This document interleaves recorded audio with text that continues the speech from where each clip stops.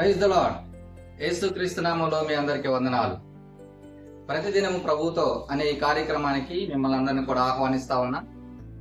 చిన్న ప్రార్థన చేసుకుని ఈ యొక్క కార్యక్రమాన్ని ప్రారంభించుకుందాం. పరిశుద్ధుడా, పరమ తండ్రి, మీ వందనాలు నాయనా. ఈ ఉదయకాల సమయంలో నీ మాటలు వినాలని నీ పాదాల దగ్గర చేరిన ప్రతి ఒక్కరితో కూడా మీరు మాట్లాడమని, రక్షణ లేని వారికి రక్షణ, రక్షింపబడిన వారు ఆత్మీయంగా ఎదగడము, వారి యొక్క విశ్వాస జీవితంలో అభివృద్ధి, ఇవి నైనా మీరే పెంపొందింప చేయమని నేను దయగలిగిన హస్తాలకు అప్పచెప్పుకుంటూ యేసుక్రీస్తు నామములో ప్రార్థించి వేడుకున్నాను తండ్రి, ఆమేన్.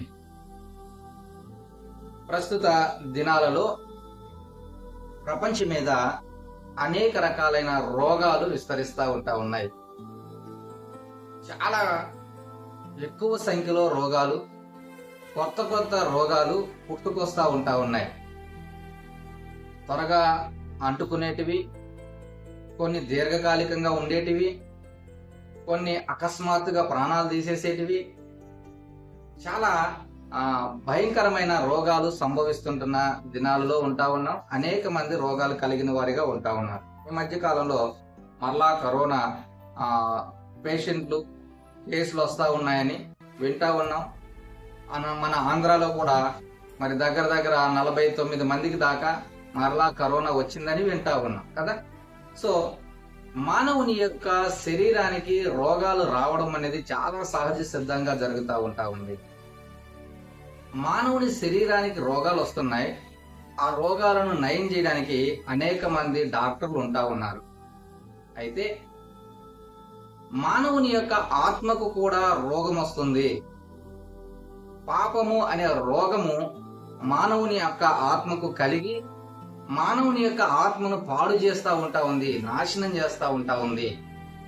ఈ పాపం అనే రోగము నయం చేయడానికి మరి ఏ డాక్టర్ రావాలి? శరీరానికి సంబంధించిన రోగాలు నయం చేయడానికి శరీర సంబంధమైన డాక్టర్లు చాలా మంది ఉన్నారు.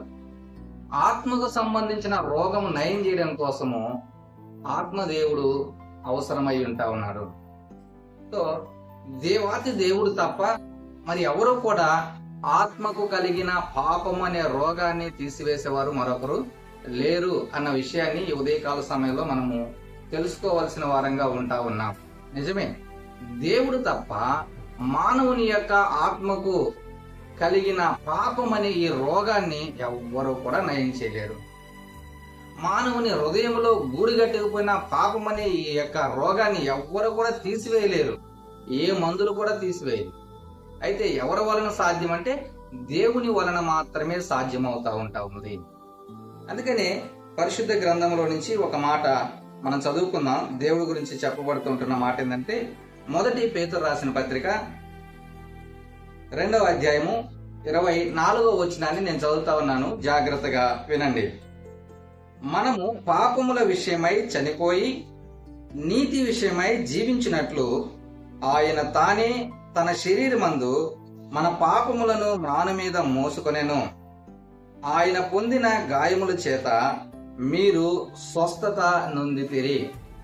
ఎంత క్లియర్గా దేవుడు మన యొక్క పాపముల నుంచి మనల్ని తప్పించడానికి, పాపం అనే రోగం నుంచి మనల్ని బాగు చేయడానికి ఏ రీతిగా ఆయన గాయాలు పొందాడో, ఏ రీతిగా ఆయన శిక్షను అనుభవించాడో అన్న విషయాన్ని ఇక్కడ రాస్తా ఉన్నారు. మనం చూస్తే మనం పాపము విషయమై చనిపోయి నీతి విషయమై జీవించడానికి దేవుడిగా ఉంటున్న ఆయన తానే తన శరీరమందు మన పాపాలను మోసుకున్నాడంట. ఆ కలువరి సిలువలో మ్రాను మీద మోసాడంట. అంతేకాదు, ఆయన పొందిన గాయముల చేత మనకు స్వస్థత అంట. స్వస్థత. ఎంత గొప్ప దేవుడు కదా. దేవుడు పాపం అనే రోగాన్ని నయం చేయడం కోసం కలువరి సిలువలో ఆయన గాయాలు పొందాడు. అందుకని అంటున్నాడు, నేను పొందిన గాయముల చేత మీకు స్వస్థత. మన పాపం అనే రోగమును నయం చేసే దేవుడు, నయం చేసే వైద్యుడు, డాక్టరు మన యేసు క్రీస్తు ప్రభువుగా మనం చెబుతా ఉన్నాం. కాబట్టి ఈ మాటలు వింటున్న ప్రియమైన వారలారా, పాపమనే రోగము చేత పట్టి పీడించబడుతూ ఉంటున్న పరిస్థితుల్లో ఒకవేళ నువ్వు ఉంటే, శరీర రోగాలు అలాగే ఆత్మకు సంబంధించిన రోగం, ఈ పాపమనే రోగము నుంచి విడిపించుకోలేక, తప్పించుకోలేక, దాంట్లోనే పాప భీతి చేత, భయం చేత ముక్కుతూ మూలుగుతూ నీ జీవితాన్ని కొనసాగిస్తుంటున్న వ్యక్తిగా ఉన్నట్లయితే, పాపమనే రోగాన్ని బాగు చేసే దేవుడున్నాడు. ఆయన స్వస్థపరచు యెహోవాగా ఉంటా ఉన్నాడు. అంతేకాదు, నీ యొక్క పాపపు రోగమును నయం చేయడానికి యేసుక్రీస్తు ప్రభువుగా కలువరి సిలువలో ఆయన గాయాలు పొందిన వాడిగా ఉంటా ఉన్నాడు. కాబట్టి అలాంటి స్వస్థపరచు దేవుడి దగ్గరికి నువ్వు రాగలిగితే, యేసు క్రీస్తు ప్రభు దగ్గరికి నువ్వు రాగలిగితే, నీ పాపము అనే రోగానికి దేవుడు శాశ్వతమైన పరిష్కారాన్ని ఇస్తాడు. ఆ రోగము నయమయ్యేటట్లు చేస్తాడు. పాపము నుంచి నిన్ను దూరపరుస్తాడు. దేవుడి గురించి 103వ కీర్తనలో దావీదు గారు అంటాడు, ఒకసారి చదువుదాం. 3వ వచనం, 103వ కీర్తన 3వ వచనం. ఆయన నీ దోషములన్నిటినీ క్షమించువాడు, నీ సంకటములన్నిటినీ కుదుర్చువాడు. హల్లెలూయా. ఆయన నీ దోషములన్నిటినీ క్షమించువాడు, నీ సంకటములన్నిటినీ కుదుర్చువాడు.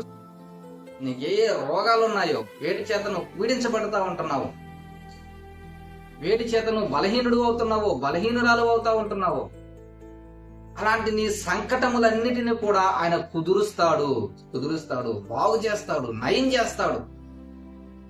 వాటన్నిటినీ కూడా నీ నుంచి తీసివేస్తాడు, నిన్ను స్వస్థపరుస్తాడు, నిన్ను బాగు చేస్తాడు. ఈ మాటలు వింటున్న ప్రియమైన వారలారా, అది ఏ రోగమైనా కావచ్చు, నీ శరీరానికి సంబంధించిన రోగమైనా, నీ ఆత్మకు కలిగిన పాపం అనే రోగమైనా సరే, ఆయన కుదర్చగలిగేవాడు, ఆయన నయం చేయగలిగేవాడు. ఆయన పొందిన గాయముల చేత మనకు స్వస్థత అని దేవుడు చెబుతా ఉంటా ఉన్నాడు.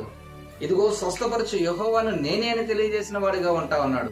అంతేకాదు, భక్తుడైన దావీదు గారు అంటా ఉన్నాడు, ఆయన నీ దోషాలన్నిటిని క్షమిస్తాడు, నీ సంకటములన్నిటిని కుదురుస్తాడు. ఇదిగో ఈ ఉదయకాల సమయంలో నీ రోగాలను, నీ సంకటములన్నిటిని కుదుర్చుకోవాలని నువ్వు ఆశ కలుగుంటే, స్వస్థపరచు దేవుని దగ్గరికి నువ్వు రా. నువ్వు వస్తే ఆయన నిన్ను బాగు చేసే దేవుడిగా ఉంటా ఉన్నాడు. నీ రోగాలన్నిటిని నయం చేసే దేవుడిగా ఉంటా ఉన్నాడు. అది శరీరానికి సంబంధించిన రోగమైన, ఆత్మకు సంబంధించిన రోగమైన, ఏ రోగమైనా ఆయనకు అసాధ్యమైనది లేదు. ఆయన అన్నిటినీ కూడా నయం చేసే దేవుడిగా, స్వస్థపరచు దేవుడిగా ఉంటా ఉన్నాడు. అలాంటి స్వస్థత నీకు కావాలి అనుకుంటే, పరమ వైద్యుడిని నువ్వు సంప్రదించు. ఆయన నీ రోగములన్నిటినీ, నీ సంకటములన్నిటినీ కుదురుస్తాడు. నీకు చక్కటి విమోచన, విడుదల కలగజేసి నిన్ను నడిపిస్తాడు. కాబట్టి పరమ వైద్యుని నువ్వు సంప్రదించాలని ఆశపడుతున్నట్లయితే, ప్రభువా నా రోగాలను నయం చేయి, నా పాపం అనే రోగాన్ని కూడా నువ్వు తీసివేసేయని చిన్న ప్రార్థన చేయి. దేవుడు సహాయం చేస్తాడు. ప్రార్థన చేసుకుందాం. పరిశుద్ధులైన తండ్రి, ప్రేమ కలిగిన మా దేవ, మీకు వందనాలు నాయన. ఆ పరమ వైద్యుడివి, ఆ కలువరి సిలువలో మీరు పొందిన గాయముల చేత మాకు స్వస్థత కలుగజేయడానికి దేవనైనా మీరు సిద్ధంగా ఉంటున్న దేవుడు. ఎవరైతే అయ్యా వారి శారీరకమైన రోగాల గురించి, వారి యొక్క ఆత్మకు సంబంధించిన రోగం గురించి ఆయన మరి మీ దగ్గర మొరపెడుతున్న వారిగా ఉంటున్నారో, వారి మొర ఆలకించండి. వారి రోగాలన్నిటినీ, వారి సంకటములన్నిటిని మీరు కుదర్చండి. వాటిని తీసివేసి సంపూర్ణమైన స్వస్థత, క్షేమము వారికి అనుగ్రహించి నడిపించమని యేసుక్రీస్తు నామములో ప్రార్థించి వేడుకున్నాను తండ్రి. ఆమేన్. God bless you.